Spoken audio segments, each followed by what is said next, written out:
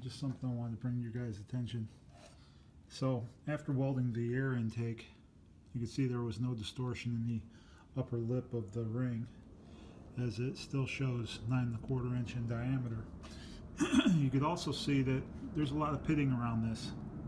I'm not going to sweat that because I'm going to use this rust bullet. I've used this before, it works great. I've tried Rust-Oleum, I've tried Por 15 on a lot of these old cars, and it just doesn't seem to hold up. The Por 15, I feel it doesn't hold up to ultraviolet light. So I'm going to use this product here, Rust Bullet with black shell. I put it on this battery support panel earlier in the summer. Should I say last summer? As you can see,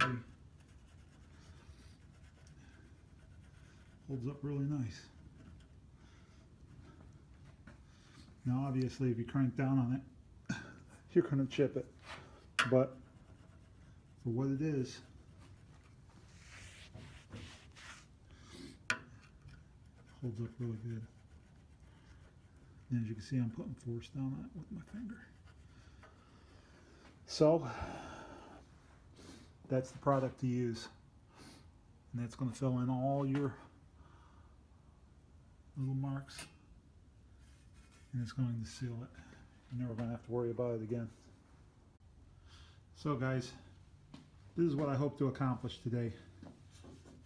Cowl to fender support welded in. Upper cowl welded in. Air intake welded in. And the lower cowl panel welded in. See how far we can get.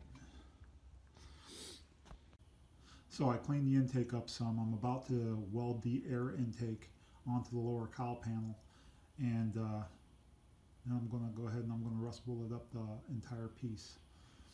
The reason I didn't take the windshield out is because I plan on test driving all the mechanics on the car before paint, and I don't want to double have to take the window out, put it in, take it out, and then put it back in. So I'm just going to take it out when it gets painted and finish off the top of the cowl once it's removed. Then I'll remove all the windows and have the whole body painted.